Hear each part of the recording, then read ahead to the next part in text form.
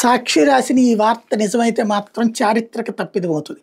పప్పు బెల్లాల్లా మెడికల్ కాలేజీలు అంటూ ఇందులో ఒక ఆల్రెడీ కన్స్ట్రక్షన్ అయిపోయినటువంటి 47.58 ఎకరాల పులివెందుల్లోని కాలేజీని 4,700 రూపాయలకి ఏడాదికి లీజుకి ఇస్తున్నారట.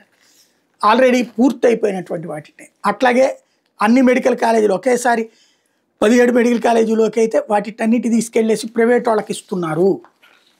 ఇది నిజమైతే ఇంతకంటే దుర్మార్గం మరొకట్లేదు.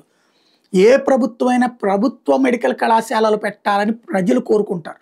ఎందుకంటే ప్రైవేట్ మెడికల్ కళాశాలల్లో ఫీజుల నియంత్రణతో వాళ్ళ ఇష్టం వచ్చినట్టు ఉంటుంది. ప్రభుత్వాలు ఇచ్చిన రేట్ల కంటే ఆ పైన ఆ ఫీజు ఈ ఫీజు అని అడ్డదిడ్డంగా దోచుకు తింటారు. ఇంకోటి ఫీజులు తక్కువ ఉండేది ప్రభుత్వ మెడికల్ కళాశాలలోనే. అలాంటి ప్రభుత్వ మెడికల్ కళాశాలలు రావడమే అరుదు. మోడీ పుణ్యం అని చెప్పి వస్తే దాన్ని తీసుకెళ్ళి మేము మెయింటైన్ చేయలేమని చెప్పేసి ప్రైవేట్ వాళ్ళకి ఇవ్వడం అంటే నిలువునా దోచిపెట్టడమే. ప్రైవేటు వాడికి ప్రభుత్వ సొమ్ముని నిలువునా దోచిపెట్టడమే.